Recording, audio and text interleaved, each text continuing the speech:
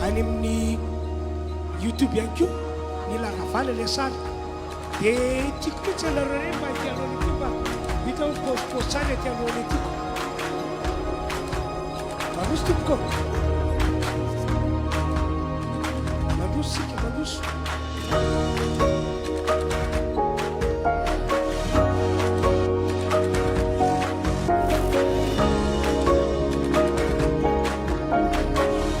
voalohany dia misaotra an'Andriamanitra isika tompoko fa lehibe tena lehibe tokoa ny famindrapony ka tsy voasakatsaka ny devoly isika fa tonga ara-potoana ato amin'ity tranon'Andriamanitra ity mba hanompo an'Andriamanitra ary amin'ny anaran'i Jesosy mirary dia mirary aho fa zay rehetra tonga eto hanompo an'Andriamanitra amin'ny fony rehetra ahita an'Andriamanitra miasa eo amin'ny fiainana izy ary tsy andalo fotsiny ty roa volana farany melony amarana antsika ny taona 2024 fa mianaran'i Jesosy ahita zava-tsy lanitra ianao andray fahasoavana farany zay lehibe indrindra ianao zay rehetra midy akatana mba hitehaka farany zay mafy be mihitsy izy amen manaraka izany arabaina daholo sika rehetra zay efa tonga ato amin'ity tranon'Andriamanitra ity arabaina ianareo zay any atokantrano any ambanivohitra lavitra be ihany ka manaraka n'izao fotoam-pivavahana izao amin'ny alalany fahitalavitra na amin'ny alalany YouTube na amin'ny alalany Facebook ho zahay mpanompon'Andriamanitra aminareo zay ataon'Andriamanitra eto androany dia ho ataon'Andriamanitra aminareo ihany koa tiako anareo any lavitra be any anao amen tiaka anao amen ho tanteraka amiko ane izany andao moliteka indray tsika rehetra tompoko Jesosy Jesosy tianay mombanay mandrakizay sady zany ve alleluia amen dia hivavakantsika ametraka nyity fotoam-pivavahana ity mba ho tahin'Andriamanitra be mihitsy ka rahabaky teny le nambarako teo hoe tsy andalo fotsiny ty roa volana farany mialony amarana antsika ty taona ity fa ny tsiraray aby amintsika ena dia nareo samba tonga eto azy tonoko amin'ny anaran'i Jesosy ahita ny zava-tsy lanitra andray fahasoavana be apetrao eo amin'ny fonao ny tanana fa hivavakantsika Andriamanitra tsy to lay Andriamanitra El Shaddai ankehitriny miantso anao Andriamanitra izahay amin'ny anaran'i Jesosy efa namindra fo taminay ianao ka tonga somatsara ito amin'ity tranon'Andriamanitra ity izahay ka dia mbola mindra fo aminay ianao ka nitendra etra zay ambara-panomponao androany dia ho amarininao sy ataonao tanteraka aminay isambatan'olona tompo Andriamanitra manao famonjena magaga ianao amin'ity androandroany ity misaotra amin'ny anaran'i Jesosy omena vony anahitra ianao anio ampitso ary mandrakizay amen horaitsika mpitiavan-tanana namana zay hitarika antsika ho an'ny fampona fiderana an'Andriamanitra raha hiteka ihany ianao dia aloha omentsika ny tompony voninahitra alleluia miarabantsika amin'ny fifaliana be izay ety anoloana ety matoky androany fahamarina amin'ny tenin'Andriamanitra ary ianao no tanterahany an'izany voalohany eto amin'ity toerana ity hamaly soanao any Jesosy androany ary efa maro na lefa ny mpanompon'Andriamanitra teo tamin'ny teny soa ary teny tena tokony ilotsika amin'ny fotsika rehetra satria mahery amin'ny tenin'ny Andriamanitra amin'ny alalan'ny mpanompony dia manasanao raha hitsangana amin'ny toerana misy ianao ao anatin'ity fotoana ity tsika dia anetananao a mba tsiaro ary tsy hanadino mandrakizay mihitsy ilay fotoana tsara be manatantara eo amin'ny fiainako sy eo amin'ny fiainanao ary antoko ny fiainantsika mandrakizay dia tsy iny zany fa ny famonjenana nataon'i Jesosy asianao. Alleloia. Jesosy no nahatonga anao teto ary izy nifidy anao be dia be maro fa ianao nitsongaina manokana nomena an'izany famonjena izany. Alleloia. Ary tena fanehoam-pitiavana be tena fanehoam-pitiavana be nomeny Jesosy asianao ary tsy nijery anao hoe alao aloha izy tonga amin'ny fahamarinana zay vao vonjeko, alao aloha izy tonga saina mibebaka zay vao vonjeko. Tsy niandry an'izany Andriamanitra fa natolo ny zanany tokana dia nivonjeny ianao tao anatin'izay dia nanadio anao izy tamin'ny alalan'ny rany. Alleloia. Tsy mendrika fitehafantanana mafy be ho an'i Jesosy ve zany? Alleloia. Satria tsy tia nivereny izao senao tsy mendrika atsika ny elo sa tsy zany ve? Tenenao amin'ny namanao akaikinao zany fonjeny Jesosy sika hoe satria tsy mendrika atsika ny fiainana ratsy ny amin'ny elo. Ambaki soratra masiny tsika maky teny anankiray ao amin'ny Jaona 5:7-7 manao hoe tsy misy manana fitiavana lehibe noho izao dia manolotra ny ainy amonjy ny sakaizany. Jesosy nanao an'izany, natolo ny ainy ho asianao ka andaotsika hiaraka isainsaina an'izany ary tena hoe isan'andro amin'ny fiainanao misy ara dia tokony tadidinao foana hoe Jesosy ilay niaritra ny mafy teo ambony azo fijaliana nandatsaka ny rano mba ho famonjena asianao. Rehefa nofafany tany amin'ny elo ny anarako sy ny anaranao dia nosoratany tao anatin'ilay boky ny fiainana tao. Jesosy irery ihany ny afaka naneho izany fitiavana lehibe izany. Mety aminao ve androany hanandratra ny tananao sahady ianao amin'ity fotoana ity? Aza vela ho fahazaranao anao mihitsy izany androany satria anisan'ny olona tena sambatra ianao ary tena hoe nafony tokoa ny ainy ho famonjena asianao ary tena hoe nory izy nampijaliana izy mbola voambarany Isaia 3:5-4 tapany voalohany izany. Andaotsika hiaraka isaotra, andaotsika hiaraka isaotra, andaotsika hiaraka isaotra mba tena raha hijerony fonao Jesosy androany dia fony olona torotoro fanany olona mangorakoraka, olona tena miderany fangovitana no hitany eto amin'ity toerana ity fa tsy hiderany fahazarana akory. Andao tena isaotra an' Jesosy amin'izao fotoan'izao.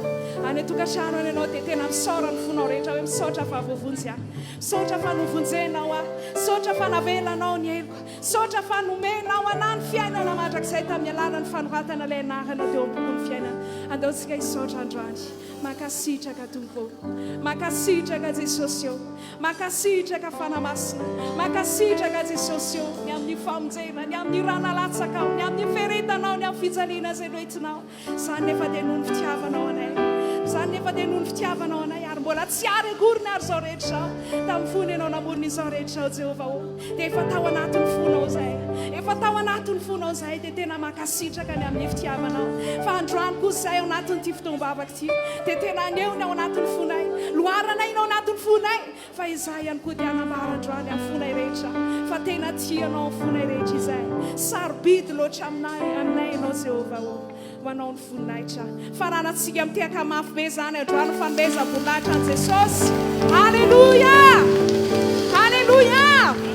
Ho an'ny tomporeny ihany ny voninahitra andao ary tsika hiaraka hiravoravo amin'ny alalan'ny hiri ity izay mitantara manokana an'izany famonjena efa noentin'ny tompo atsika izany da ho ary tsika hiaraka hiravoravo iteran'ny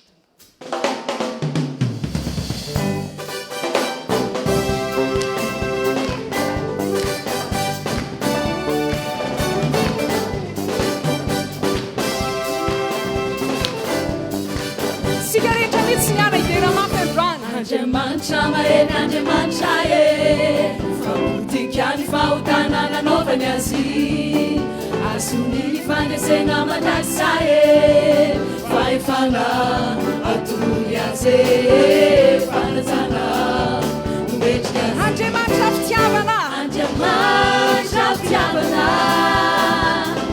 izoloa tafiarana Andriamanitra fitiavana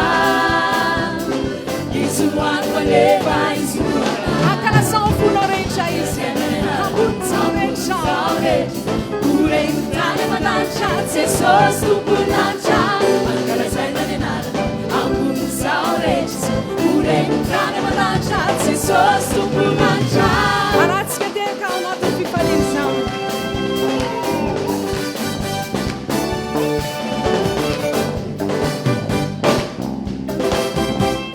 Miramte maere lao antrana balao Andriamanitra mahery Andriamanitra mahery Andriamanitra e fanany fasanaza tsy natazinazy itsanganao velona mandrakizay e fa efana atory azy e fanajana eo amin'ny fanatsana ny fona rehetra izy Andriamanitra fitiavana izy no andafiarana Andriamanitra fitiavana izy no anfaneva izy no ana ankalazana ny anarana ambonizao rehetra ureny tany mananitra Jesosy tompony lanitra ankalazana ny anarana ambonizao rehetra ureny tany mananitra Andriamanitra fitiavana Andriamanitra fitiavana izy no andafiarana Andriamanitra fitiavana izy no anfaneva izy no ana ankalazana ny anarana ambonizao rehetra ureny tany mananitra Jesosy tompony lanitra ankalazana ny anarana ambonizao rehetra ureny tany mananitra Jesosy ankalazana ny anaranao ankalazana ny anarana ambonizao rehetra ureny tany mananitra Jesosy tompony lanitra ankalazana ny anarana ambonizao rehetra ureny tany mananitra ankalazana ny anaranao ankalazana ny anarana ambonizao rehetra ureny tany mananitra Jesosy tompony lanitra ankalazana amin'ny fona rehetra any andrana ny anarana Jesosy rehetra ny fony aina mba mifamonjena ho asinao tany mananitra Jesosy tompony lanitra mety aminao ve raha iteka mafeo azy tika mety aminao ve raha ioragorana mafeo any Jesosy tika Alleluia tena mendrika ny menadera sady voninahitra Andriamanitra andaontsika androany iakohaka eo amin'ilay Andriamanitra mpanjaka ny mpanjaka tompony lanitra ilay manana hery mihoatra noho ny hery rehetra andaontsika androany iaiky dia iaiky an Jesosy amin'ny fotsika rehetra akopino masonofinao amin'izao fotoana izao Alleluia Alleluia Alleluia ao fifadian-kanina amin'izao fotoana izao sotra betsaka Jesosy tena tianay tokoa ianao Alleluia Alleluia nombony anao ka maty hoana mitsangana ka tonga hely hoany Jesosy ianao no fiainako sy misy ny azo amina amina nombony anao nombony anao ka maty hoana mitsangana ka tonga hely hoany Jesosy ianao no fiainako sy misy ny azo amina amina Antsika raha kisainsaina an'izany androany raha samy hery samy hery sy fantatro samy fa efa nahitako fahatsangana sy fiandrianana tsy misy azo arina aminao Jesosy misy azo arina aminao izao rehetra izao rehetra saitisa indrombiako eo anaseana mantsakaianao andriamanitra sotranao Jesosy manome fihavanana anay androany zay dia mbola ilaza hoe nomboana tokoa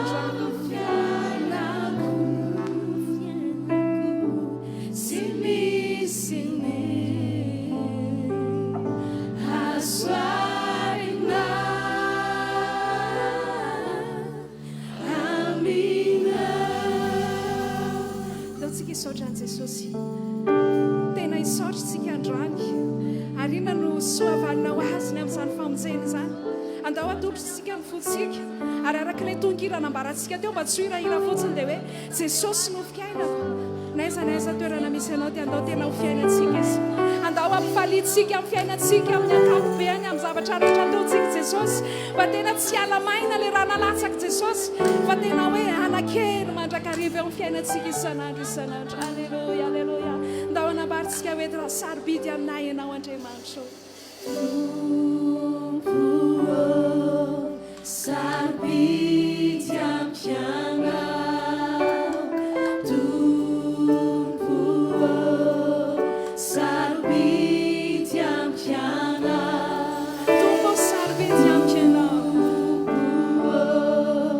sarobidy ambarao amin'ny fona rehetra aza vela ihana maina izy andinika ny fonao fa tena ho sarobidy aminao izy sarobidy ampianao enidikanao tena tikanao satria tiai daholo enidikanao enidikanao tena tikanao satria tiai daholo tany fifandraisanao ty andao mbola veritsika zany iro zany tombo sarobidy aminay ianao alleluia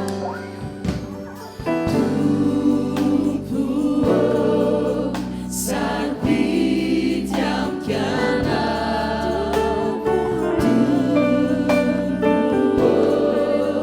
sarobidy ampianao sarobidy anao sarobidy ampianao tena iakoaka amin'ny fonao rehetra ianao tena manao mihitsy zany ao anaty hoany ao anatin'ny fonao mizao ela za hoe enidikanao enidikanao tena tikanao satria tiai daholo enidikanao enidikanao tena tikanao satria tiai manambaratsika ihany zany hoe enidikanao enidikanao enidikanao tena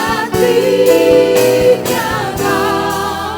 satria tiai daholo enidikanao enidikanao tena tikanao satria tiai daholo enidikanao enidikanao tena tikanao satria tiai daholo andriamanitro tonga eto izahay tonga mba hanompo anao tonga mba hiankoka inatreanao tonga ianko mba hiandrandra andreo fahasoavana lehibe zay efa nambaranao taminay hiandrandra ny fahatateran'izany zahay amin'ny toana diavinay ity mino zahay fa manarika azo fotoana izao ianao ary aneo an'izany fahasoavana izany eo aminay tokoa misaotra sahady mameno voninahitra anao zahay amin'ny anaran'i Jesosy amen samy maka toerantsika tonga amin'ny fotoana zay hitondrana ny tenin'Andriamanitra indray ny telako amin'ity androandroany ity ka ometsika toerana reto mpitarika fiderany reto sokafy ny baibolitsika rehetra tompoko arak'izay voasoratra ao amin'ny bokin'ny Genesisy toko fahavita ambin'ny folo Genesisy toko fahavita ambin'ny folo vakina ny andininy voalohany ka hatramin'ny andininy fa valo. Toy izao voasoratra ao amin'ny anaran'i Jesosy. Ary rehefa 7 taona Abrahama dia nisehony Jehova izy ka nitenenany hoe zao no Andriamanitra tsy toa mandeha ihana eo anatrehako ka aoka ho tsy misy tsiny ianao, fa izao anao ny fanekeko ho amiko sy ho aminao ary amaro anao indrindra. 13 dia niakoka Abrahama ary Andriamanitra niteny taminy ka nanao hoe raha ny amiko dia indro aminao ny fanekeko ka ho tonga ray ny firena maro ianao. Ary ny anaranao tsy atao hoe Abrahama intsony fa atao hoe Abrahama satria efa nataoko ray ny firena maro ianao. Dia maro ny taranakao indrindra aho ka ataoko firena maro ianao ary isy mpanjaka iseho avy aminao. 17 ary ahoriko ny fanekeko ho amiko sy ho aminao mba amin'ny taranakao mandimby ianao hatramin'ny taranaka fara mandimby ho fanekena mandrakizay mba ho Andriamanitra aho sy ny taranakao mandimby anao ao. 19 ary omeko anao sy ny taranakao any aorianao ny tany fivaniananao dia ny tany Kanana rehetra ho fananana mandrakizay ary ho Andriamaniny aho. Vakina indray ny Korintiana 2:1 dia ny 20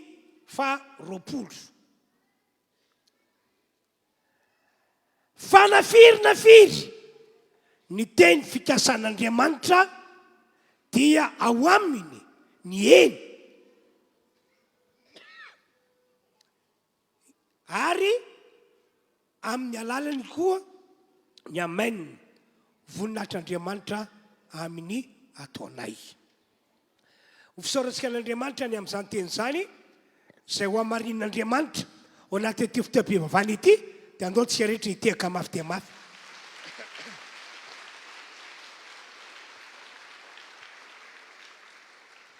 Ry fiangonana rehetra manatrika an'izao fotoam-pivavahana izao, mitaonanareo aho ny iny fa amin'ny alalan'ity baiboly ity no miteny amintsika ny tompoandriamanitra. Amin'ny maha-fiangonana antsika dia tsy maintsy mino an'izany ianao isika rehetra raha te ahita an'Andriamanitra miasa eo amin'ny fiainantsika isika. Ato izy no milaza an'ireo zavatra tian'Andriamanitra ho tanterahana eo amin'ireo olona zay manompo azy. Tena harena lehibe nge rehefa malala, tena harena lehibe ho antsika nge ny baiboly e. Zany no antony mahatonga ilay mpanompon'Andriamanitra sy ireo mpanompon'Andriamanitra namana manao fanentanana hoe mividiana baiboly, manana baiboly ary vakio ny baiboly, satria ato amin'ity baiboly ity Andriamanitra no miteny amintsika araka ny nambarako tery aloha hoe miteny amintsika. Ato izy no milaza ny amin'ireo zavatra tian'Andriamanitra ho tanterahana amin'ny olona izay manompo azy. Amen. Amen.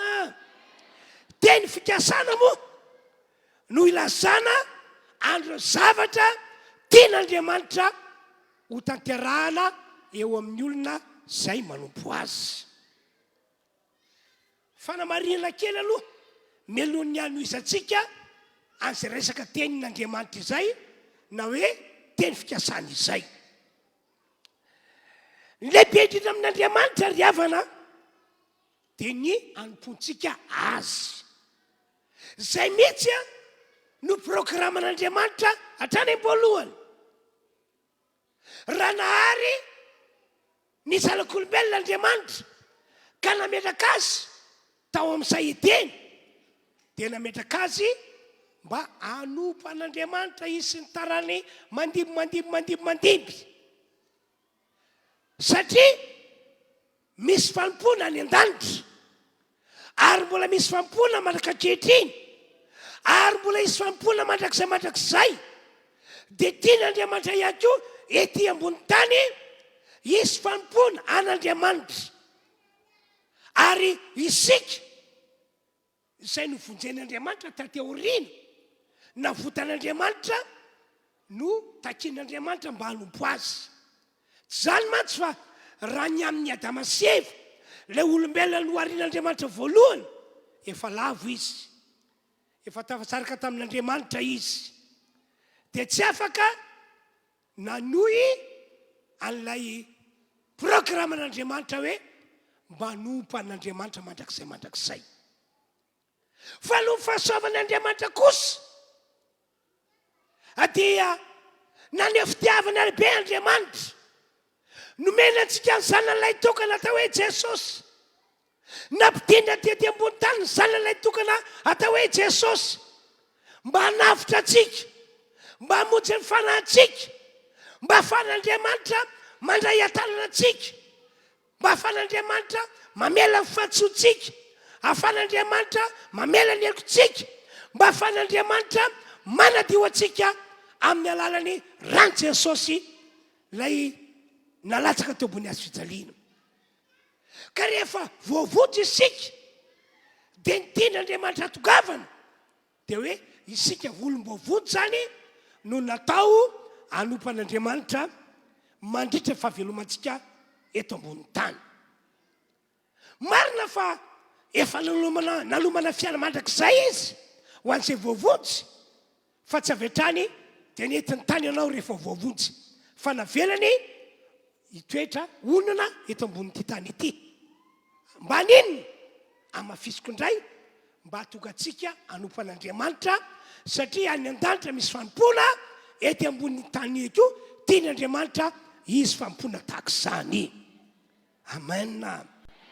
Zany no anisan'ny sitrapon'Andriamanitra, tian'Andriamanitra ho fiainam-pivavaka rehetra mandritra ny fahavelomany eto ambony tany ity. Amafisiko indray zany, mila manompo an'Andriamanitra isika.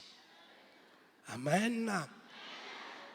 Ary oka hanompo an'Andriamanitra amin'ilay toetra sy ilay toem-panantena izy. Dikan'izany teniko izany dia izao, misy ny tsy tena izy. Zany hoe manompo an'Andriamanitra ihany ilay olona, fa manompo an'Andriamanitra tsy tena izy. Ny tiako hanentanana antsika zany dia hoe hialao amin'izao mampivavaka antsika izao, amin'izao maha olon'Andriamanitra antsika izao, hialao ny saritsari-panompoana. Hialao zany, hialao satria tsy ahitana sitraka amin'Andriamanitra ny saritsari-panompoana. Io ange be dia be mihitsy ny olona no tahaka izany amin'izao vaninandro misy antsika izao hoe olon'Andriamanitra izy, fiangonan'Andriamanitra izy, kristianina izy, fa saingy ilay fanompoana ataony tsy tena izy. Saritsari-panompoana aloha ilazana azy. Efa nisy fiangonana niaina tamin'izany fiainana izany ry havana. Ohatra amin'izany zao ny fiangonana tao Laodikia, voasoratra ato amin'ny bokin'ny Apokalipsy 7. Ny andry zareo azy tatak'izao ny fisehony. Fiangonana ry zareo, fiangonana kristianina ry zareo, fa rehefa nandika Andriamanitra avy any an-danitra dia nahita fa matimaty ry zareo. Zany hoe tsy hita ho mangatsika amin'ny famponan'Andriamanitra, ka rehefa ihany koa tsy hita ho mafana amin'ny famponan'Andriamanitra, fa zay voalaza hoe matimaty. Dia ina ny desision'Andriamanitra? Na alohan'ny vavan'Andriamanitra izy. Raha ny olona matimaty eo amin'ny lafiny azy no tsy mety amin'Andriamanitra ny mahita an'izany zany fa tsy maintsy avoakany alohany. Anao ahoana zany ny fiainan'ny olona zay manompo an'Andriamanitra kanefa tsy tena izy fa sarisary-panompona. Tsy tena izy sarisary-panompona no ilazana azy satria toetra ny ohatra na toe-panahiny ratsy eo mason'Andriamanitra. Ny fitondran-tena ny ohatra ratsy eo mason'Andriamanitra. Ny fiainany ohatra tsy araka ilay takiby baiboly hoe fiainam-pamasinana. Ny toe-po ny ohatra toe-po maloto, toe-po makahala, toe-po tsy mamela heloka, sy ny sisa. Anao ahoana ny fiainan'izany olo zany eo mason'Andriamanitra? Raha ny olona sady tsy mafana tsy makatsika fa matimaty no alohan'ny vavan'Andriamanitra izy. Ka raha manana izay nambarako izay kosa ianao, anao ahoana ny fanapa-kevitr'Andriamanitra ny aminao? Ry fiangonana tokony manarika etona. Ny lehibe indrindra amin'Andriamanitra dia hoe lovonjena ianao mba hanompo an'Andriamanitra ary hanompo an'Andriamanitra amin'ilay tena fanompona tena izy. Dia andao hiverentsika indray ilay resaka teny fikasana teo. Maro moa ireo teny fikasana nataon'Andriamanitra ka voalaza ato anaty ity baiboly ity. Zany teny fikasana zany araka nambarako ty ary aloha dia teny nataon'Andriamanitra ho tanteraka amin'ireo olona izay manompo azy. Amen. Teny tsy maintsy tanteran'Andriamanitra, tsy maintsy tanteran'Andriamanitra le izy. Ary androany zao dia efa volona be mihitsy Andriamanitra anamarina sy anatanteraka andreo teny fikasana sy voalazany ao anaty ity baiboly ity na ireo teny hafa iko zay fa nampitondrainy ny mpanompony. Androany zao dia sako ny milaza fa tonga ny fotoana anamarinan'Andriamanitra an'izany teny fikasany amin'izany aminao. Mino aho fa ho ataon'Andriamanitra atoato zany. Ho ataon'Andriamanitra aminao zany amin'ity roa volana farany mialohan'ny maranany ny taona. Amen.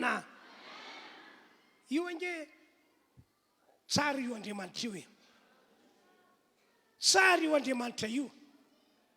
Raha miteny an'izany ny mpanompony dia satria zay mihitsy no andrasan'Andriamanitra miteneny ianao ry mpanompoko fa zay lazainao dia ho amariniko aty an-danitra. Ka raha niteny aho hoe atoato ao anaty ty roa volana mialohan'ny marany ty taona ity ho tanteran'Andriamanitra dia fikasana izay efa nataony taminao na ireo teny efa nambarana taminao ho tanteraka izany e. Ho tanteraka izany e.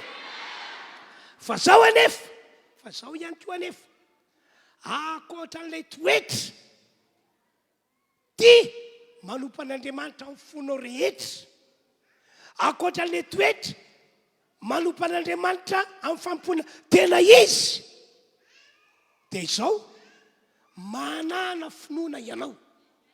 Zay ihany koa fanentanana faharoa, manana finoana ianao fa marina amin'ireo teny efa nambarany ato anaty ity baiboly ity ny Tompoandriamanitra. Manana finoana ianao fa manana ny fotoanany ihany koa Andriamanitra anamarinana anaty ity baiboly ity.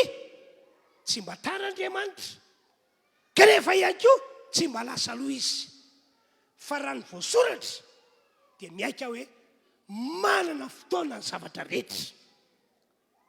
Eto zao dia matsiaro ny tantaran'i Jesosy tamin'izy tonga tety ambony tany.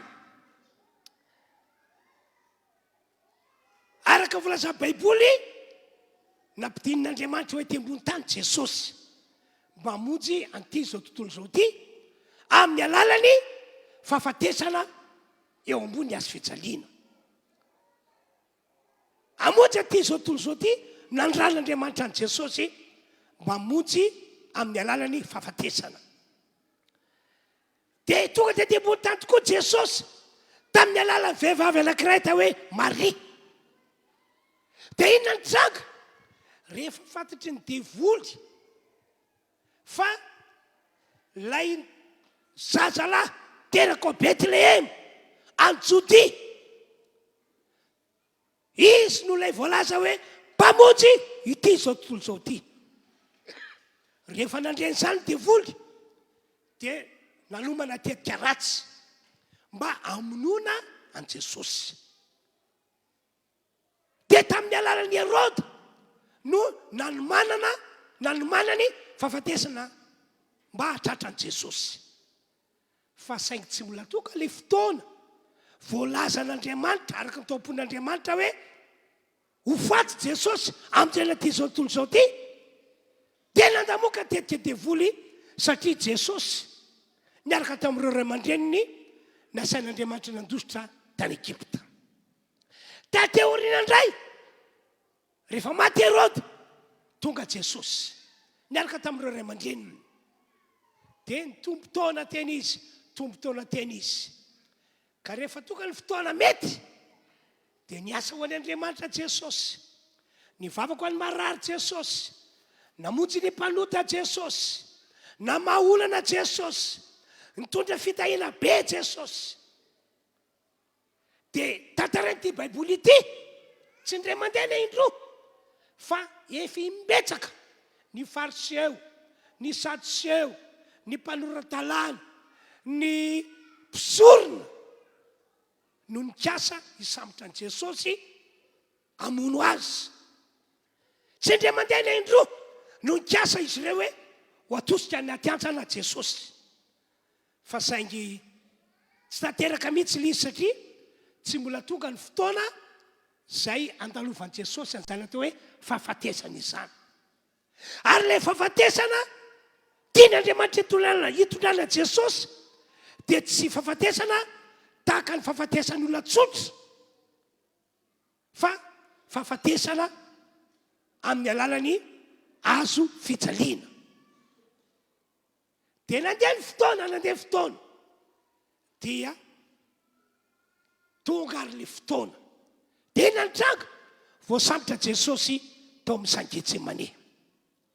Nosamborina izy tao dia tamin'izany moa nambaran'i Jesosy hoe hatram'izay hitanareo foana teo akajy any devoly, teny amin'ny sinagoga, teny amin'ny toerana maro, fa saingy tsy afaka nanao na inona tamiko ianareo satria tsy mbola tonga ny fotoana. Ankehitriny azy afaka manao zao fihetsika izao ianareo satria tonga ny fotoana ny raiko. Azoko atao ho Jesosy ny nangataka anjely be dia be, anjely legiona mihitsy mba hiaro ahy, mba andamoaka mission nareo. Fa saingy ahoana no atateraka soratra masina? Fa ny zanak'olona tsy maintsy atolotra ao an-tanam-panota ary ho tsaraina ary ho mieloana ho famonjena an'ity zao tontolo zao ty. Ka tiako ambara ry havana dia zao hoe manana fotoana ny zavatra rehetra. Ka raha mikasy any amin'ny teny fikasana no jereny, aza mba kivikivy alohan'ny fotoana zany ianao. Fa ny teny fikasana voasoratra ao anatin'ity baiboly ity dia tsy maintsy tanteran'Andriamanitra amin'ny fotoana mety. Arengany ka amin'izao roa volana farany melony ny amaranantsika ny taona izao no le fotoana mety amin'Andriamanitra ka ho tanterany aminao ny teny fikasany na reo teny izay fanambaran'Andriamanitra. Ndao hiteka mafy dia mafy isika tompoko. Alleluia! Andao militeka indray mandeha arano orakoraka ihany isika. Amen. Dia ankoatran'izany hoe tsika mila manana toetra tia manompo an'Andriamanitra amin'ilay fampona tena izy. Ankoatran'ilay hoe tsika mila manana finoana fa marina amin'ny teny nataony Andriamanitra, sy ankoatran'ilay hoe isika mila manana finoana fa manana fotoana ny Andriamanitra ary zao taona tiavintsika zao egane zao tokoa le fotoanan'andriamanitra akoatran'izany ity misavatra lehibe indrindra mbarako aminareo hoy izy hoy andriamanitra tamin'ny abrahama sy amintsika rehetra manaritra ty fotoam-pivavahana ity tsika mantsy zany zao anisan'ireo olona izay miandrandra fantatra ny fahataterana ilay teny fikasana hoy izy tamin'ny abrahama ary teny ataon'andriamanitra amintsika ihany koa le izy Genesis 3:20 andeha ny voalohany sy faharoa vakina le teny efa mivakiko terem-boalohany fa averiko vakina andeha ny voalohany sy faharoa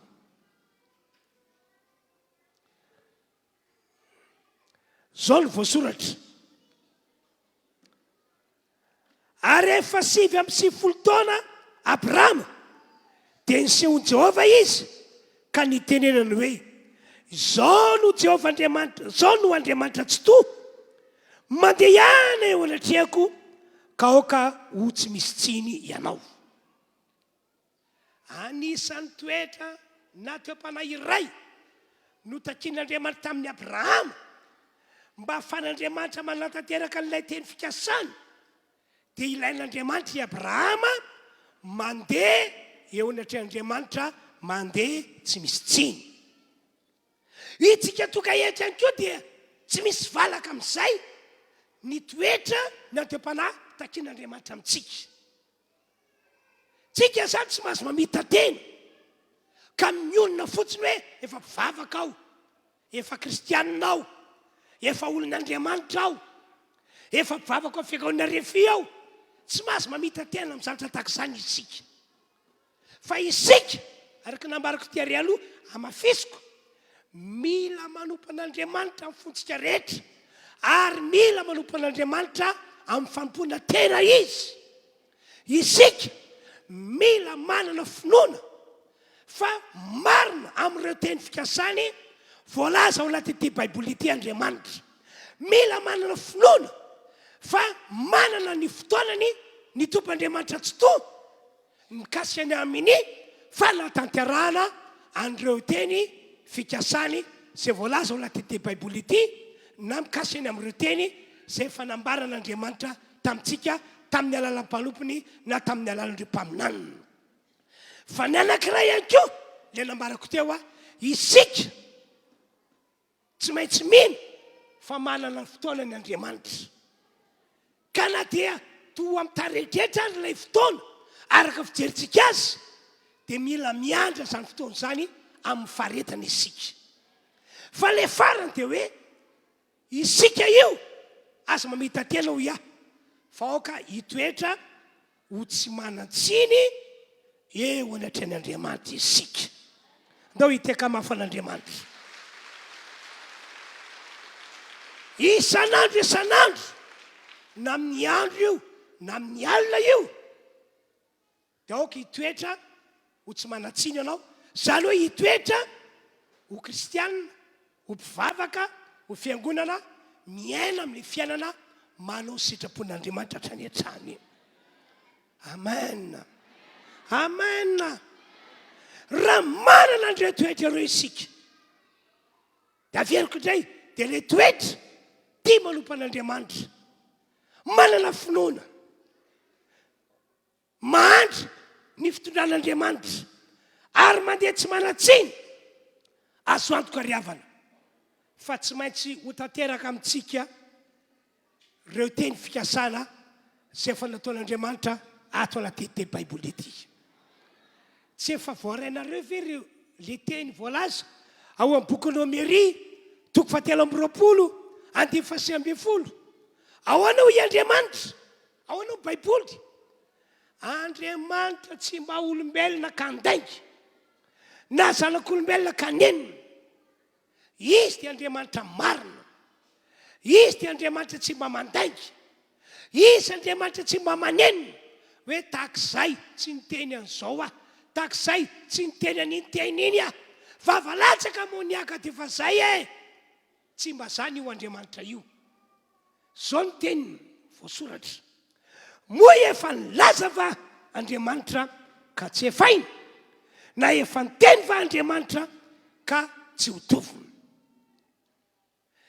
efa nanao teny fikasana marobe ato anaty ty baiboly ity izy teny fikasana spesialna ho andry izay manompo azy tsy maintsy efainy zany tsy maintsy tovony zany eganeka amin'ny anaran'i Jesosy ho amarin'Andriamanitra tena loka vavako hoe amin'ity taona ity ho tanteraka aminao zany ho tanteraka aminao zany andao hiteka fara zay mafy dia mafy sika tompoko hitantara aminareo aho ny amin'ireo olona zay nanamarinan'Andriamanitra andreo teny fikasana sy ireo olona nanatanteran'Andriamanitra ny teny izay efa naloka ny vavany ho tantarako aminareo le izy mba afantaranareo fa tahaka izany ihany koa no tian'Andriamanitra hitondrana antsika fiangonana manarika ty fotoana ity ao amin'Andriamanitra tompoko tsy misy fizatavan'olona ary raha mikasy antsika mpivavaka ankehitriny manana tompony lehibe tsika satria tsika rehetrarehetra io ange olona efa novidian'Andriamanitra tamin'ny alalan'ny rany Kristy Jesosy nalatsaka teo ambony azy fijaliana i olona efa ao tan'Andriamanitra tsika io ary ambon'izany manana Jesosy Kristy isika zay mifona ho antsika isan'andro isan'andro eo an-tanakavan'Andriamanitra ray tombony lehibe ho antsika zany zany akory tsy milaza fa mahazo malota ihany tsika na mahazo manantsy fanao ihany tsika fa tombony lehibe ho ia hoe tsika io olona efa novidiana lafo be tamin'ny alalan'ny rany Kristy Jesosy sy olona manana Jesosy mpanao fifonana ho antsika eo an-tanakavan'Andriamanitra ray amen dia ny tantaran'i Abrahama sy ny taranany zany so tantarako aminareo zao ho fanamarinana fa tena marina amin'ireo teny nataony Andriamanitra ary marina amin'ireo teny fikasana zay fa nampanantenany izy ndray andro iaho ny teny tamin'ny Abrahama ny tomp'Andriamanitra tsy toa ary nilaza taminy fa tsy maintsy hitranga amin'ny taranany reto zavatra lazaiko reto ho i Andriamanitra dia tamin'izany fotoana zany tonga saina tapoka i Abrahama tonga saina tapoka izy satria tsy mbola niteraka izy tamin'izany tsy mbola nanana taranaka akory izy tamin'izany efa 7 taona izy tamin'izany ny vadiny akeo efa 20 taona tany hoany no niseho tamin'ny Andriamanitra ny teny tamin'ny Andriamanitra dia nilaza taminy ny zavatra mbola ho avy mikasiny amin'ny taranany dia tonga sainy Abrahama hoe dika zany teny zany ange mbola hiteraka ange zany aho hoe mbola hanana taranaka ange zany aho hoe ry havanao zao ny tantarako aminareo eo ny atrehan'Andriamanitra avokoa aloha ny lasa rehetra ny ankehitriny rehetra ary no avy rehetra ary eo indrindra no ananarako antsika fiangonana hoe ny lasantsika ohatra ianao mpino kristianina ianao fiangonana kristianina ianao voasoratra hoe olon'Andriamanitra kanefa dia nandota ianao nanontsy fanao ianao nanana fo ratsy ianao nanana toe-panahy ratsy ianao zany resaka famelan-keloko zany tsy tsy hita avany any aminao mihitsy zany rehetra zany riavana voasoratra eo bokin'Andriamanitra daholo ary ho avy ny fotoana tsy maintsy hiatrika an'Andriamanitra isika hiatrika an'ilay antsoina hoe fitsaran'i Kristy dia zao no ampianarana Paoly apôstôly isika rehetrarehetra io izy dia tsy maintsy ho hita toetra miharihary eo amin'ny fitsaran'i Kristy mba hafana mampibaribary sy mampiseho amintsika zavatra rehetra nataontsika na tsara na ratsy ary isika olon'Andriamanitra io dia ho tsaraina araka ny nataontsika na tsara na ratsy ho avy zany zay fotoana izay ka hoy aho hoe raha mitena zany a tsy manakivy anao akory sanatria fa mananatra anao hoe raha tsapanao tokoa fa nisy toetra ratsy, toepana ratsy, fiainana ratsy, fitondratena ratsy, toepo ratsy teo fiainanao, mibeba malaky ten'izao ten'izao. Manao fa fifonana amin'Andriamanitra ten'izao. Aza mahafaina mihitsy hoe tantara lasy zany e, tantara fahiny zany e. Raha ohatra tokoa tsy mbola nanaovanao fifonana, tsy mbola nanaovanao fibebahana, ary indrindra mbola iainanao mandraka ankitriny le izy, aza ka tanandro zao dia zao ihany manaovanao fifonana sy fibebahana. Ka raha tany tsimony lalanao teo aloha manapa-hevitra hitototo mianavaratra indray, mba tonga anao tsy hanenina rahatrizay rehefa hiatrika an'ilay fitsaran Kristy isika. Ajanoko hatreo zany amin'iny fa tena tiako resana dia mikasika any amin'ny hoavy le teny nataon'Andriamanitra tamintsika sy le tevi-kasan'Andriamanitra. Dia tantarain'ny Baiboly fantety tamin'ny Abrahama Andriamanitra ho iaho. Laza tamin'ny Abrahama Andriamanitra hoe ry Abrahama, na dia tsy mbola mana-taranaka ary ianao fa ho avy zany taranako zany, dia io taranako io ivahiny any amin'ny firenen-kafa izy, dia anompo an'izany fireneny zany izy ho ampijaliana, ho ampahoriana. Ary efa nanokana andro mba hitsarana izany fireneny zany, ary reo taranako reo ho avokako hiala amin'izany fireneny zany, ary hoentiko ho any amin'ilay tany Kananita, tany Jebosita, tany Girikasita, tany Levita, omeko azy ho lovany. Ary efa mivoaka avy eo amin'izany fireneny zany izy dia ataoko mivoaka miaraka amin'ny harem-behivavy. Averiko indray, tsy mbola niteraka Abrahama, tsy mbola nisy zany ateo taranaka zany no efa nilaza an'izany zavatra tsy maintsy hitranga zany izy. Ny amintsika hito koa nge ry havana malala, ny rapitsika efa fantaritr'Andriamanitra ny amintsika, ny amin'ity faraparan-taona itika efa fantaritr'Andriamanitra ny amintsika isam-batan'olona. Mbola tsy teraka akory isika, tsy mbola nisy akory zany ray aman-drenitsika, tsy mbola nisy akory zany razam-bentsika no efa voasoratra eo amin'ny bokin'Andriamanitra tantaram-piainatsika. Ary matoa voavonjy tak'izao tsika dia sura ny tenako aho fa misy zavatra tsara tian'Andriamanitra hitondrana anao ao atoato.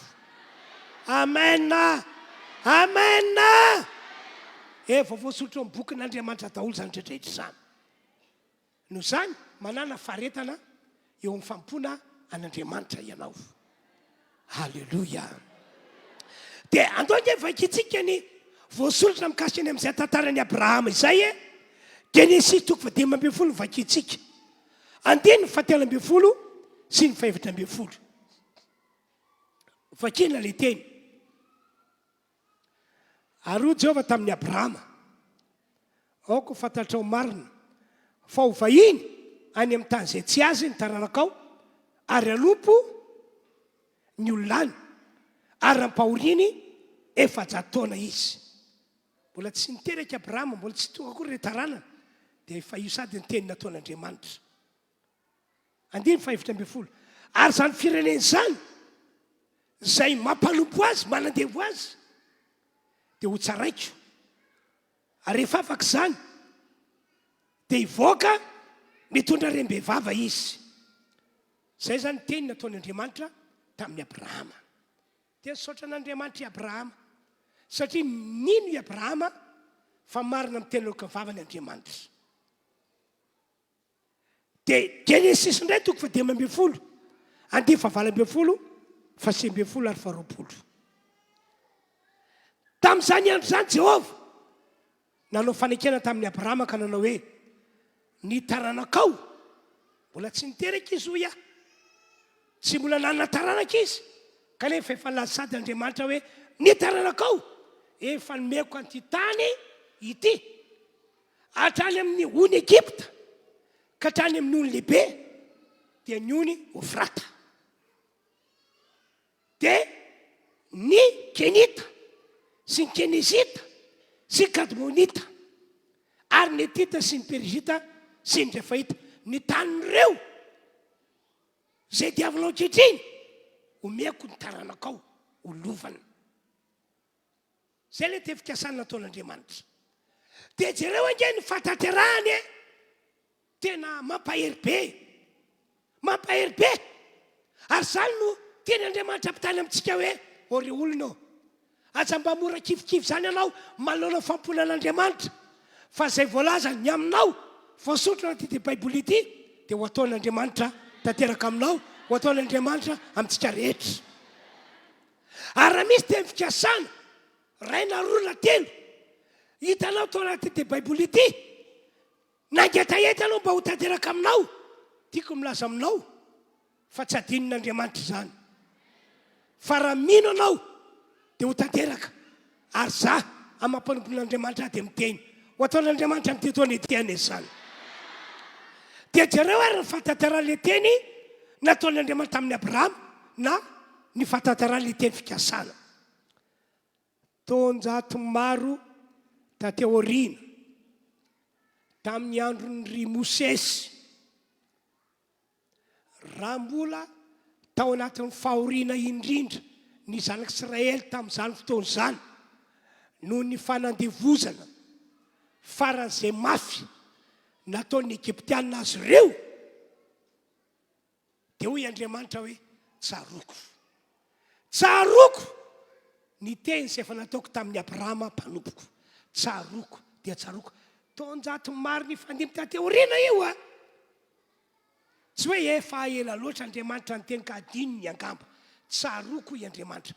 Ianao isika ny manadino ny teny izay efa nataon'Andriamanitra amintsika, manadino andre teny fikasana, fa raha momban'Andriamanitra tsaroany daholo reny teny reny. Andaoka efa kitsika ny Exodosy toko faharoa ho fanaporovonana zany 17 ka hatramin'ny 15. Ary tao anatin'izany andro maro zany dia maty ny mpanjakany Ekipta ary ny zanak'Israely ny sento noho ny fanompony ka nitaraina. Ary niakatra tany amin'Andriamanitra ny fitarainany noho ny fanompony hatreo aloha. Io fitarainana nataontsika io ry fiangonana. Io fitarainana be dia be nataontsika io efa tonga ny an-danitra any amin'Andriamanitra izy io. Ary rehefa nioman'Andriamanitra ny amaly anao araka ny fitarainanao. Fa araka nambara tery aloha manana fotoanana izy. Zany mahatonga antsika amporisena sy ampahirezana hoe aza mba mora kifikivy zany ianao. Amen. Amen. 20. Ary Andriamanitra nandre ny fitarainana dia natsiaro ny fanekeny tamin'ny Abrahama sy Isaka ary Jakoba. Ary Andriamanitra natsiaro ny fanekeny nataony tamin'ny Abrahama sy Isaka ary Jakoba. Nefa efa taona maro zay ny lasa. 20. Ary Andriamanitra dia nijery ny zanak'Israely ka nahafantatra azy. Amen. Amen. Engany ka ho tsaroan'Andriamanitra ianao. Ho tsaroan'Andriamanitra ireo teny fikasana izay efa nandrandrainao mba ho tanteraka aminao. Engany ka ho tsaroan'Andriamanitra rehefa aminan'iny izay efa namara taminao. Ary mampanompon'Andriamanitra dia mijoro manoloana anareo ao, mitsodrano anareo mandraisa somatsara n'izany teny zany amin'ity taona ity. Tanteraka amin'izay manao amen mafy be. Amen. Dia fanampy zany ho fanamafisina hatrany fa tena marina amin'ireo teny nataony Andriamanitra. Dia andao vakitsika ny Exodosy toko 7 17 ka hatramin'ny 10.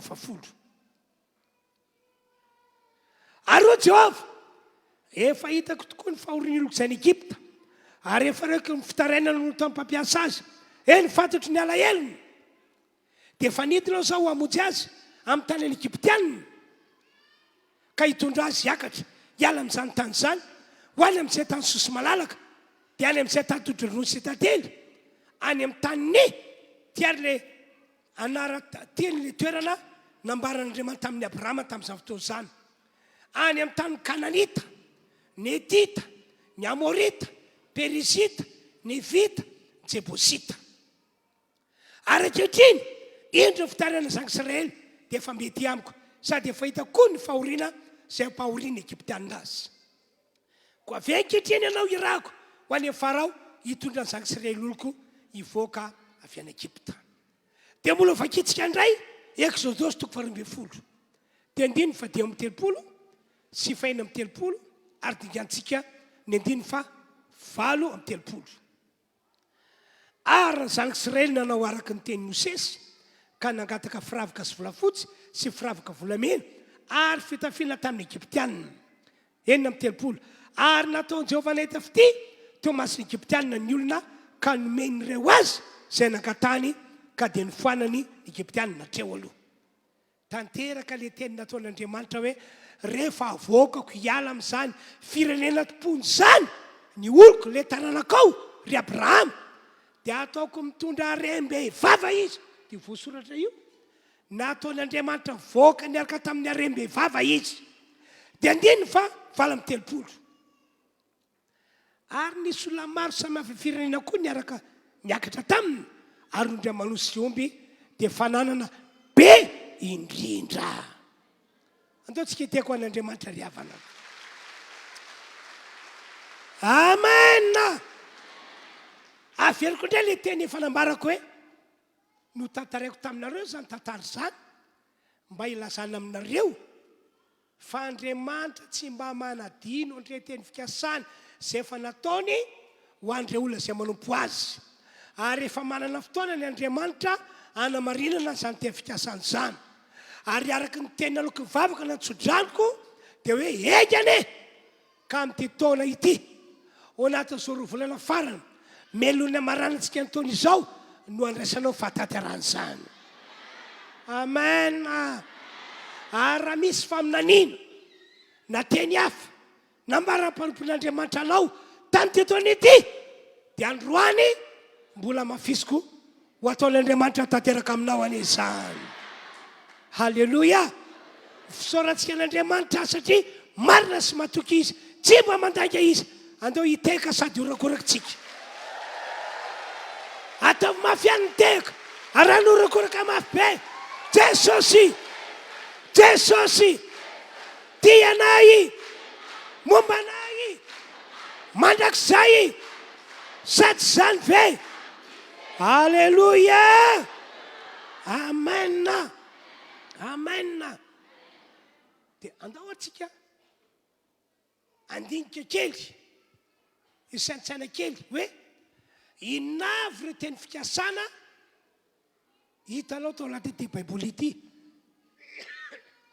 izay nandalo teo amin'ny sainao nandalo teo amin'ny fonao ary mba nirinao fatratra hoe ho tanteraka teo aminao kanefa tsy mbola tanteraka hatramin'ny anio. Inavy zany inavy ireo teny izay efa navotry ny mpanompon'Andriamanitra teo aminao efa nanaovanao amen sy alelobe kanefa tsy mbola tanteraka ihany hatramin'izao. Eo indrindra mantsy no iseho problème hoe raha olona kristianina tsy mpamaky baiboly ianao dia tsy nandalo teo ambany masonao mihitsy tsy nandalo teo amin'ny saina sy fonao mihitsy hoe ty teny fikasan'Andriamanitra ity mba iriko tanteraka amiko. Zay lay voka-dratsiny tsy famakina baiboly kanefa androany dia vahako zao ny teny nataon'i Jesosy na elokizanao elokizanao avelanao dia voavely zany. Na elokizanao tsy avelanao dia tsy voavely zany. Zany teny nataon'i Jesosy ato amin'ny bokin'ny Jaona. Ka androany amela ny elontsika rehetra Andriamanitra no izay ataoko hoe fahalemena sa fahotana hoe ianao tsy namaky baiboly ianao tsy mba nandika baiboly tsy nahoanao kory ny tenin'ny rainao tsy nahoanao le tenin'ny olona tenina an'Andriamanitra le tianao, amela ny elokao Andriamanitra, amela ny fahatsoanao izy. Dia hoy aho hoe akipimo masonao, aondre ny lohanao, dia saintsaino hoe inavy ireo teny zay efa nandalo tao anatin'ny sainao sy ny fonao, mety ray, mety roa na mety telo, fa hivavako anareo rehefa avy eo, fa reny ho ataon'Andriamanitra tanteraka aminao. Ary raha ohatra ka tsy manana mihitsy ianao, satria tsy namaky baiboly, na reo teny efa navototra ny mpanompon'Andriamanitra azy, adinonao tanteraka, satria efa tany amin'ny janvier tany le izy.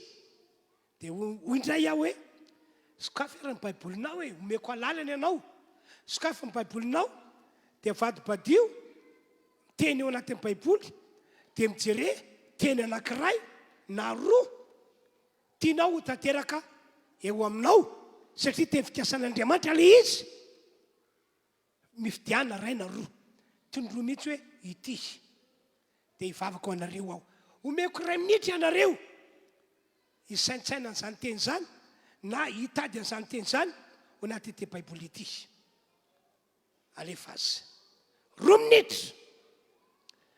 minitra mifono fahasoavana be dia be mihitsy. Roa minitra ampitsimaty ny tantaram-piainanao amin'ity taona diavintsika.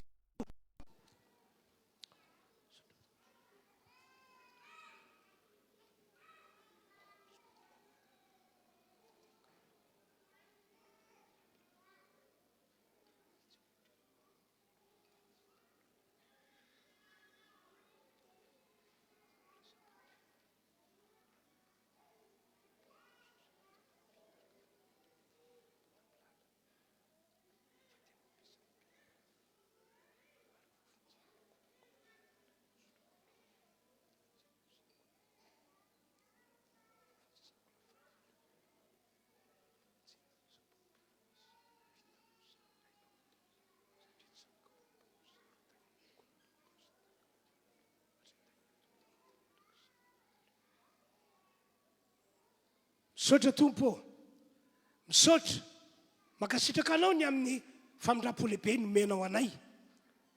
Tena tia anay tokoa ianao, ka dia tsy andalo fotsiny ty taona 2024 ity. Fa neo ny fahatanteran'ireo teny fikasany ianao, aneo andreo zava-tsy maro be zay fanambaranao taminay ianao. Misaotra tompo. Apetrao eo fononao tananao azy. Ry Andriamanitra raiky malala, raiky masina zay ny an-danitra. Ny famindram-ponao ane ho amin'ny fiangonana ray manontolo manarika ty fotoana ity.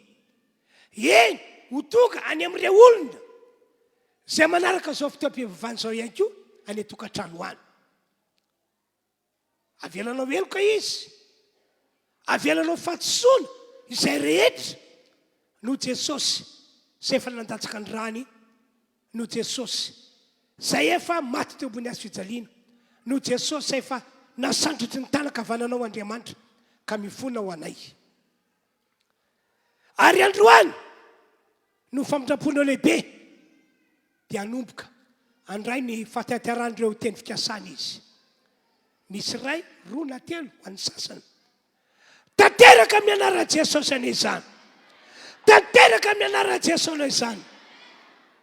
Ary ny mission devoly hatramin'izay nanao sakana. Madamoka amin'ny anarana Jesosy.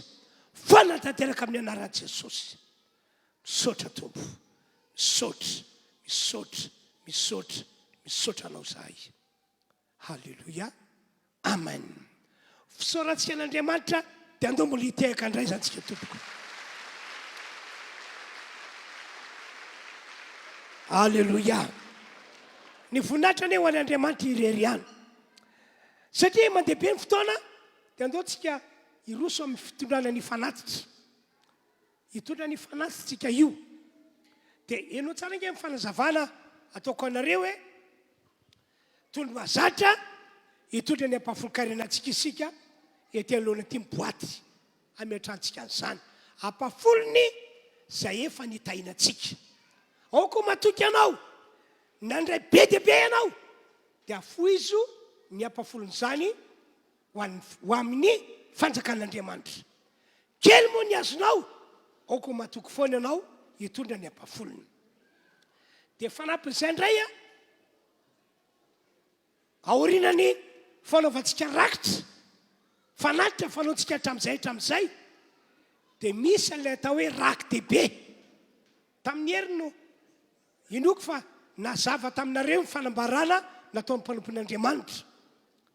Fa ny rak-dehibe tsika amin'ity indray mandeha ity dia rak-dehibe entitsika mamatsy ny fanamboarana trano fiangonana ao amin'ny commune Tsafilo, district n'Ambohidratrimo. Zay zany rak-dehibe ntsika amin'ity indray mandeha ity. Karazana participation ho fanohanantsika fanamboarana ny trano fiangonana ao amin'ny commune Tsafilo izy ity. Zao zany ny zavatra anankiray natonga saina. Marina aloha fa mbola misy ny ao an-tanana. Zao tsika miteny zao, entina manohy ny fanamboarana an'io trano io. Zany no antony natonga anay tsy nanentana anareo hoe mandoava didy. Efa ny adidinao, tsy nanentana anareo amin'izany aho, satria mbola nisy ny teo an-tanana.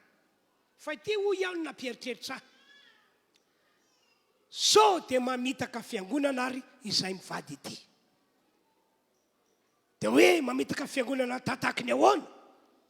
Zao mantsy misy teny izay ao anaty ity baiboly ity ao amin'ny boky ny Agay. Efa soratana tamin'ny orindry fiangonantsika io ilay izy tany amin'ny 2 taona lasa tany. Zao ny voasoratra ao amin'ny boky ny Agay.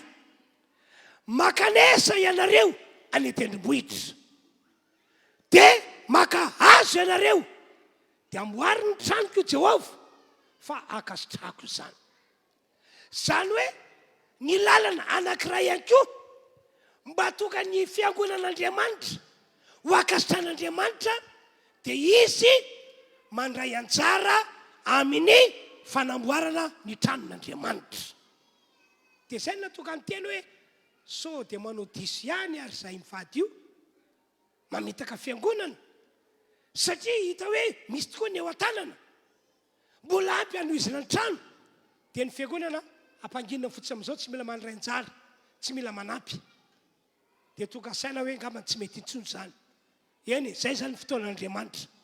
Ka zao zany ny aletanako antsika, ny rak-dehibe ataontsika androany io dia tsy rak-dehibe toy ny fanaontsika sambolana tompoko, fa tena hoe rak-dehibe participation-nao ahafanao mandray anjara amin'ny fanamboarana ny trano fiangonana etsy amin'ny commune Tsafilo. Participation ho andika zany, raha manana ny ampy ianao dia tena manao vabe mihitsy. Participation ho entinao manohana ny fanamboarana ny trano ao Tsafilo. Participation ianao zany zao malala tokony ataonao. Androany zao raha andefa ny rak-dehibe anao ianao ka hitanao fa le rak-dehibe mahazatra ihany nataonao, ohatra dimanjato ny rak-dehibeako apio iny androany ho participation-nao amin'ny fanamboarana trano fiangonana etsy Tsafilo. Tsy fantatra mety ray alina nataonao ao satria manana ny ampy ianao, apio zany na ndroan'izay ny telon'izay ny efatrin'izay na impolon'izay azy ho participation-nao amin'ny fanamboarana ny trano fiangonana etsy Tsafilo. Ny rak-dehibe ataontsika amin'ity volana novambra ity sy amin'iny volana desambra iny, eny mety hoe hatramin'ny volana janvier angamba fa ho hitantsika eo ny fandeha ny asa, dia participation foana nataonao ho fanohanana ny famotanana ny trano fiangonana. Ho akasitrako zany hoe Andriamanitra, ho akasitrako zany hoe Andriamanitra, ary mirasoa aho raha tena vonina ho amin'izany ianao dia mbola amafisin'Andriamanitra ihany hoe tsy handalo fotsiny taona 2024 fa ndray zavatsoa amin'ny karazany ianao. Amen. Amen. Zay zany le fanentanana ataoko antsika ka.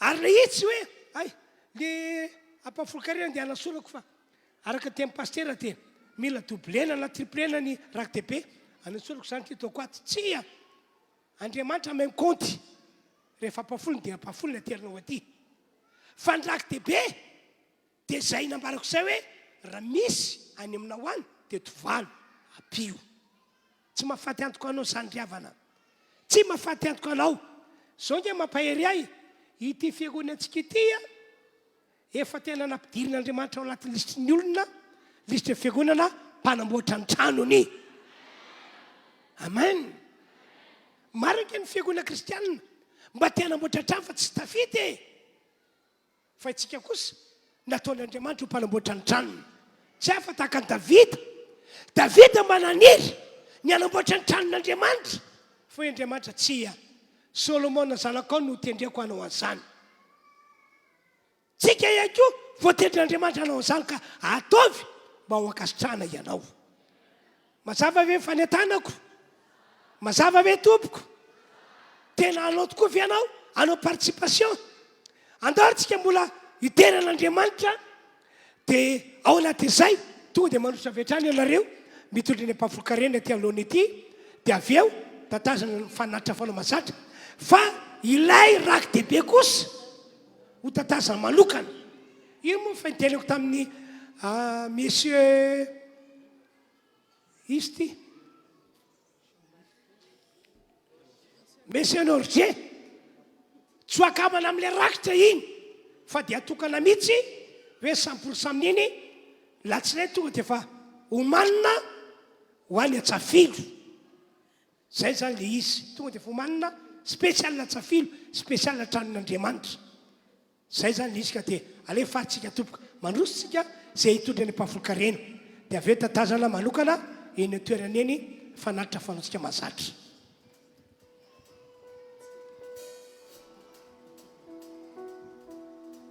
dia raha tompo isika ao anatin'izay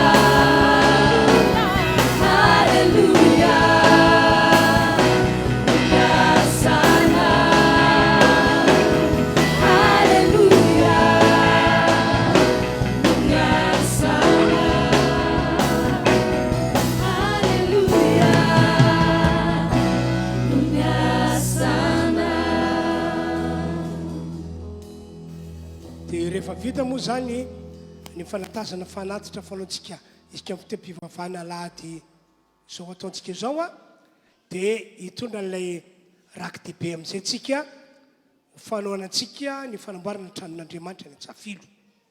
Dia zao ihany koa mbola teniko aminareo, raha ohatra ka tsy naomana ianao no ny ato manokana fa zao ianao vao nivangin'Andriamanitra fa tokony handray anjara dia afaka manatona anay ianao dia mitondra ny fandraisana anjara spesiala ho fanohanana ny fanamboarana ny tranon'Andriamanitra ny Tsafilo.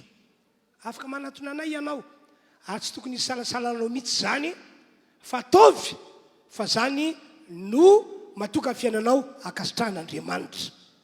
Andeontsika mbola hanao hira anankiray a dia ao anatin'izany a ho tatazana lay raky dehibe fanaontsika isam-bolana arak'ilay nambarako taminareo teo. Aleva asa tompoko. Ao anatin'izany tsika dia ndao mbola hiankohana ame voninahitra anay tompony eny tompony izao rehetra izao araka nampaheresiko anao teny aloha dia folo vao nanorona alohan'ny namoron'Andriamanitra izao rehetra izao dia fatao ampony izao sy anao. Halleluja. Nao tsika rehetra nditsy sy miaraka ikely.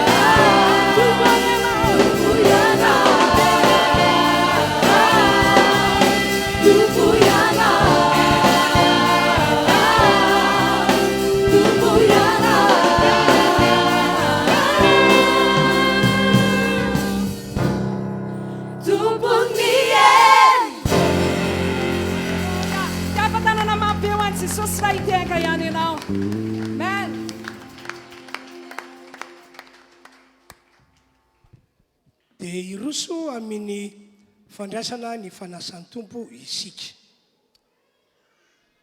Zao ndray no teny ataoko aminareo mikasy any amin'izany. Isam-bolana moa zany isika dia manatrika ny latapitry ny tompo na mandray ny fanasan'ny tompo. Dia hoy iaho hoe tandremo sao ataonao fombafomba sy fahazarana fotsiny ny fandraisana ny fanasan'ny tompo. Tandremo ia fa tsy mahasoa ny fanantsika izany. Ny fandraisan'ny fanasan'ny tompo mantsy tsy hoe fombafomba-pivavahana nataon'ny olona tateoriana na fombafomba-pivavahana zay noforontsika fiangonana RHEFI, tsy izany mihitsy fa didiny Jesosy, didy tompo tsy maintsy tanterahana mandra-piaviny eny amin'irao lanitra. Ny tanjony tompony amin'izany dia mba hatokantsika mba hatokantsika fiangonana tsy hanadiny mihitsy an'ilay fahafatesana dia ilay fahafatesany Jesosy teo ambonin'ny hazo fijaliana. Mifony zava-miafina izy iny mantsy. Ohatra, tantaran'ny Baiboly fa rehefa niona Jesosy sy ireo mpianany dia nandray mofo izy, nandray mofo Jesosy, dia nisaotra an'Andriamanitra raina izy. Vitsy zay dia novakiny le mofo dia nomeny andreo mpianatra. Ho Jesosy tamin'izany, ity ny tenako, zao no ataovy ho fahatsiarovana. Ano, ity ny tenako, zao no ataovy ho fahatsiarovana. Tena nianahana tanteraka ireo mpianatra. Tsy tena nazava taminy hoe inona moa no tena hevitra izany teny izany, fa dia hoe zareo moa mpianatra natao ankatoa dia noraisiny le mofo dia nohaniny. Ry havanao, tiany tompo Jesosy ampitany amintsika taranaka ankehitriny, tsika manana tompony amin'izao fotoana izao, satria tsika zany zao efa manana ny Baiboly mampafantatra ny zava-nisy rehetra, tantara rehetra. Dia zao zany tiany tompo Jesosy ambara amintsika. Jesosy tamin'izy tonga tety ambony tany dia nosamborina, notsaraina, dia nokapohana ny tenany, nopotipotena ny tenany, ary araka ny faminaniana ny entiny Isaia dia tsy nisy nahafantarana azy olona intsony. Inona ny tian'Andriamanitra atokavana amin'izany? Mba ho fanasitranana ny aretin'ny olona izay mino azy, ho fanesorana ny heriny aretina eo amin'ny tenany olona izay mino azy. Zay tonga amin'ny teny hoe aza atao fombafomba na fazarana fandraisana tompo, fa tena mino ianao fa hitondra fanasitrana ho anao ny fandraisana fanasana tompo androany. Na aretina kely io, na tontono, na aretina farany izay mafy be, mino ianao fa izay mandray fanasana tompo androany toloko amin'ny anarana Jesosy, ho sitrana izy, ho sitrana izy. Amen. Tanteraka aminareo izay mino izany. Dia fanampin'izay ihany koa, maty teo ambony hazo fijaliana Jesosy. Inona tian'Andriamanitra hiaviana amin'izany? Mba ahafahany mitondra ny fahotantsika. Tsy mety amintsika zanak'olombelona izay nomanin'Andriamanitra ho any amin'ilay fiainana mandrakizay mantsy. Tsy mety amintsika zanak'olombelona izay nomanin'Andriamanitra mba anehoana n'ilay fahatantarany teny fikasana. Tsy mety amintsika mantsy raha mbola misy ota amin'ny fiainantsika, mbola manota isika. Noho izany tsy maintsy esorina amintsika ny fahotana, ary izay no antony natonga Jesosy maty teo ambony hazo fijaliana. Hoy Petera, ary izy nitondra ny fahotantsika tamin'ny tenany teo ambony hazo, mba ho fatiny amin'ny ota isika fa ho velany amin'ny famarinana. Rehefa miala amintsika amin'ny fahotana dia ekena ho any an-danitra isika, ary ekena ihany koa andray ny fahatantarany teny fikasana amin'izao fahavelomantsika izao. Amen. Amen. Ka raha eny an-tananao mofo rehefa avy eo ka hoaninao dia izay natao voalohalarina amin'ny sainao sy ny fonao hoe efa nokapohana Jesosy ho fanasitrana anahy, efa nitondra fahotako teo ambony hazo fijaliana Jesosy. Zao no ataoko ho fahatsiarovana an'ilay fahafatesany Jesosy teo ambony hazo fijaliana. Dia tak'izany ihany koa nandray ny kapoaka izy misy ny divay vita ny fisaorana, dia natolony andreo mpianatra izany. Sotroinareo ity ny rako, ilay fanekena vaovao izay alatsaka ho fanavotana ny maro. Dia kakaka ihany ireo mpianatra hoe raha ny tompo manahoana hoy izany, iny meny antsika iny. zava-miafina tamin'jareo fa nosotrony ihany fa tsika taranaka ankehitriny no nampahafantaran'andriamanitra zava-miafina fa nalatsa-dra tokoa jesosy teo ambony azo fijaliana ary ny atony ny raha iny ho famelana ny eloka vitatsika rehetrarehetra na eloka manao ahoana na eloka manao ahoana ho fampihavanana atsika amin'andriamanitra tsy to satria ataon'andriamanitra ahoana tokoa ny apetra olombelona mpalota ho any an-danitra kanefa izy tsy mbola vaovela eloka ataon'andriamanitra ahoana no anaiky hiara-olona amin'ny olombelona nefa zany olo zany tsy mbola vita fihavanana tamin'andriamanitra kory tsy maintsy nalatsaka andrany jesosy mba hafana mamela eloka mba hafana mampiavana atsika amin'andriamanitra ka amin'ny fotoana zay isotrontsika n'izany divay izany dia saintsainy fandroany dia misy herin'andriamanitra mitondra famelan-keloka ho anao ary aza malota intsony ianao misy herin'andriamanitra ampiavana anao amin'andriamanitra ka aza manaiky apaka ny devoly intsony ianao hoe ianao io tsisy hevitra aza manantena ny lanitra na aza manantena zany tefikasany zany mpiapanga ny devoly tsy mitombona zay lazainy fa zay nambaran'andriamanitra ny marina magataka andreo tompony andraikitra mizara fandraisana ary mbalosa teny loana dia tsika rehetra koa sy tsagana eny amin'ny toera misy atsika dia eo anareo izay tsy manana mofo minanana mofo tazomena tananao zany ho an'izay tsy mbola lasy mofo milahatra ato anareo na maketo ampovoany na makato misisiny ato dia maka mofo daholo tsika rehetra dia tazomy eny tananao mofo fa miandra kapoko zaraintsika irahantsika manao le raha hoe maniry mafy ao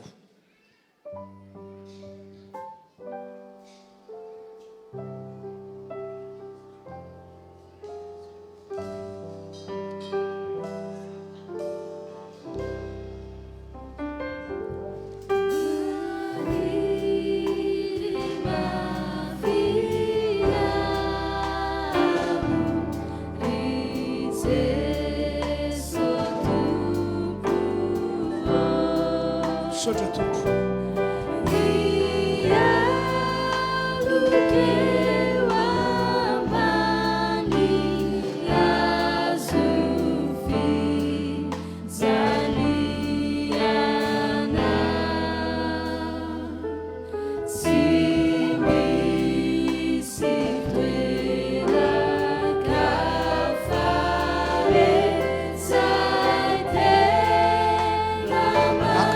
masinao anatao zany iray zany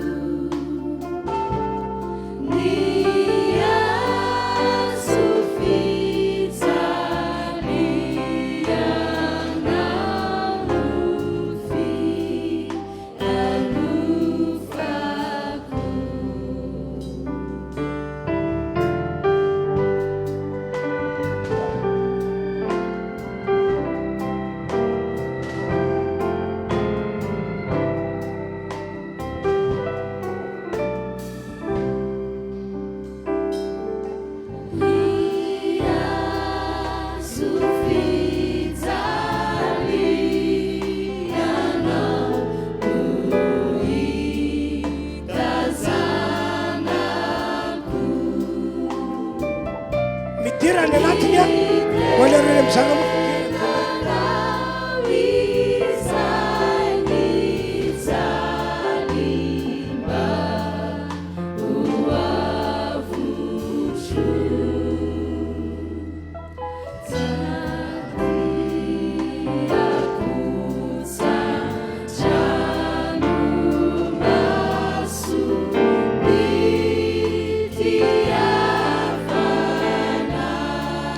sotra tompo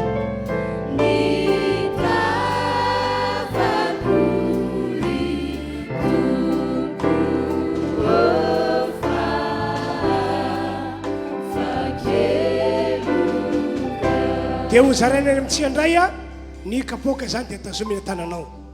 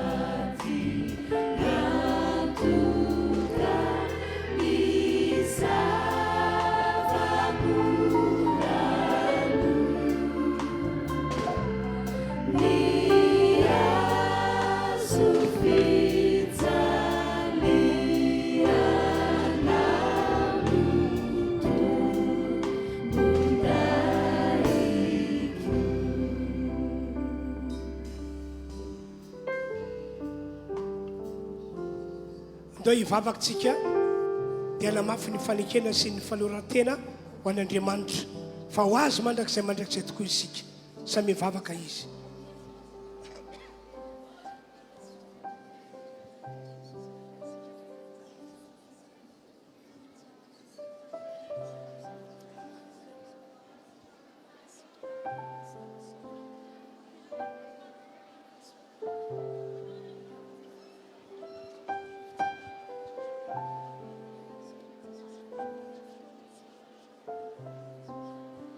Izy ny vavaka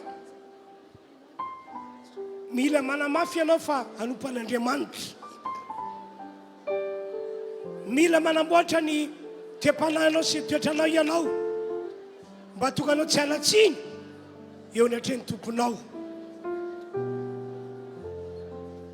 Amin'ny alala zao fandraisana izao dia isy lalina vaovao hitondran'Andriamanitra anao amin'ny ty taona diavintsika ity. Mino ka dia miteny, mino ka dia miteny.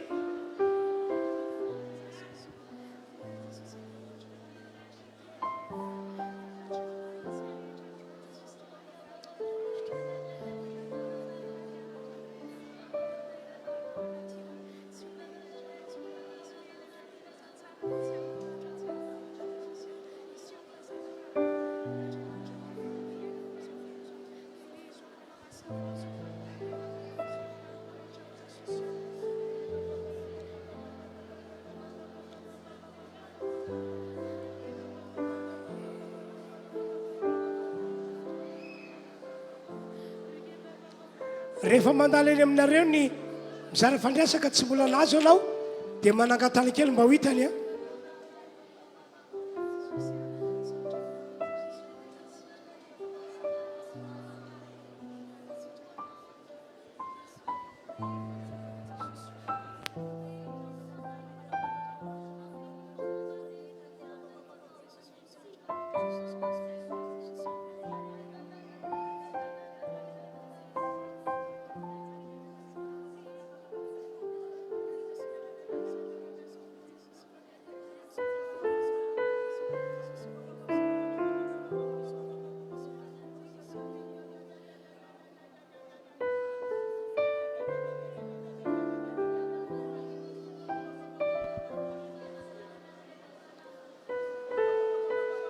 Andiny voalohany ihany amin'ilay hira hoe taoko Getsemane.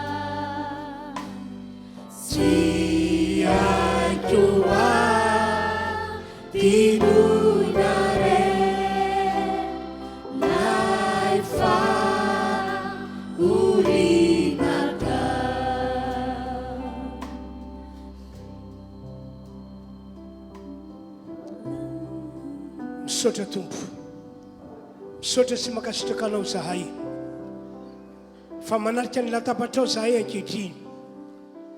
Fahasoavana lehibe ho anay araka ny nambaranao zany tompo Jesosy. Tazomina tananao ny mofo,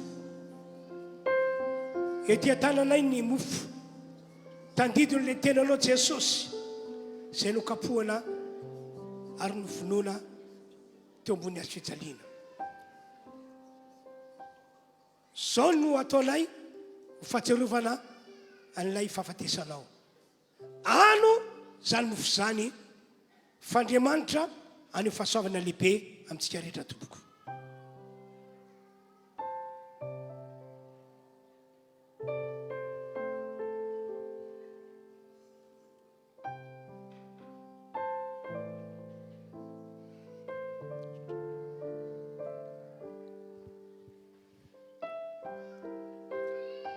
Enatantsika ihany koa ny kapoaka.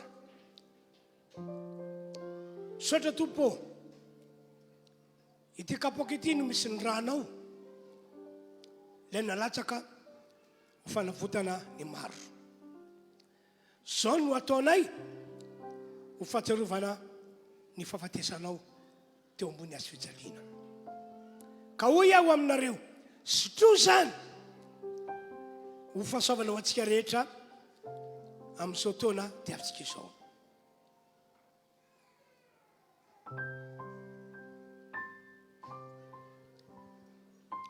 Misaotra tompo omena voniny anahitra anio ampitso ary mandrakizay ianao. Misaotra amin'ny anaran'i Jesosy, amen. Say me maka toerantsika.